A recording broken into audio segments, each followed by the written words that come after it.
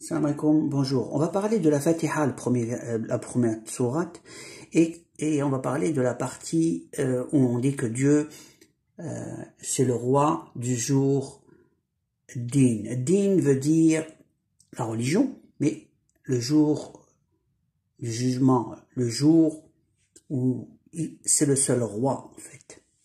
Ce qui fait que le jour du jugement, tout le monde sera en silence. Et on attendra ce que Allah va dire. Et le jour du jugement en question, ça commence par rapport à nos actes maintenant. Et dans nos prières, les prières qu'on fait de tous les jours, dans ce verset qu'on le récite, la suite dit « Iyaka na'budu wa iyaka nasta'in » Iyaka na'budu, c'est dans le sens, c'est toi qu'on vénère et c'est toi que nous demandons secours, nous demandons ton aide. Dehors, on demande de l'aide aux gens, donne-moi, aide-moi. Mais cette phrase, elle a quoi comme sens? Puisque l'aide, on le demande à tout le monde. Car le véritable aide, c'est celui d'Allah. Et donc, quelle est la particularité, justement, dans la suite, on va la voir. Elle est claire, on sait que c'est Allah qui secourt. Mais ici, on demande à Allah qui nous donne. La suite, elle vient là, elle est bien explicite. Ihdina sirat al-mustaqim. Donne-nous le droit chemin. Ça veut dire qu'il y a des chemins. Ce qui fait que le secours pendant notre vie, là, on demande donne-nous la droiture, donne-nous le droit chemin. On le demande à, il n'y a qu'Allah qui peut nous le donner. Parce que donner une baguette, bon, on l'a donné, donner un pain, une pièce ou de l'argent, on peut donner une maison. Mais qui va donner la guidance du droit chemin? C'est Allah, il n'y a que lui.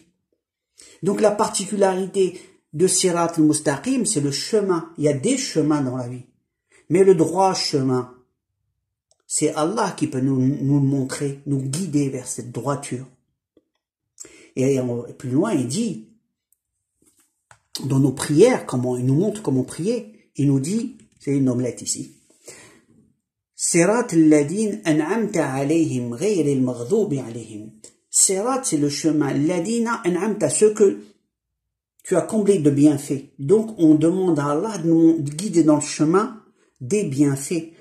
Et de quels bienfaits on parle? On parle de le chemin de la lumière, vers la vérité, vers sa vérité, vers son obéissance, vers sa crainte, son amour. Et non ceux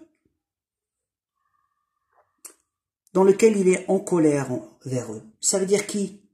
C'est les gens qui peuvent même prier, mais ils se comportent mal, ils sont pas dans la droiture. Ils connaissent la religion, mais ils sont pas dans la droiture.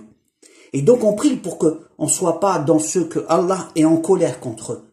Ils connaissent Allah dans le sens de la vérité, mais la pratiquent pas.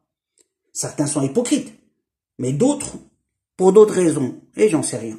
Mais la question, on prie Allah pour pas qu'on soit parmi ces gens où Allah est en colère contre eux.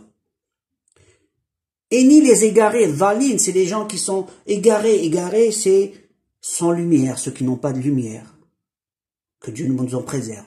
Parce que sans lumière, comment on peut avancer? C'est dans la lumière à l'intérieur de nous qui nous guide vers le droit chemin, celui d'Allah.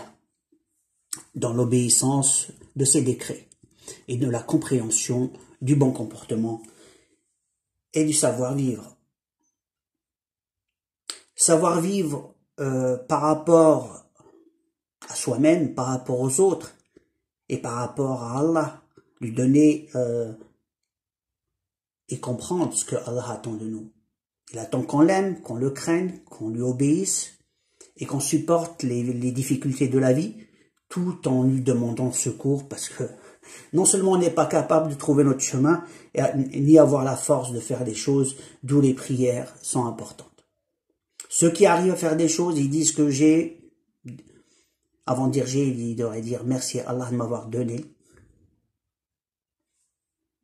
Voilà ce que je voulais vous dire pour cette partie de verset, que Dieu nous aide et nous comble de bienfaits, de lumière. Je vous dis à la prochaine vidéo par contre.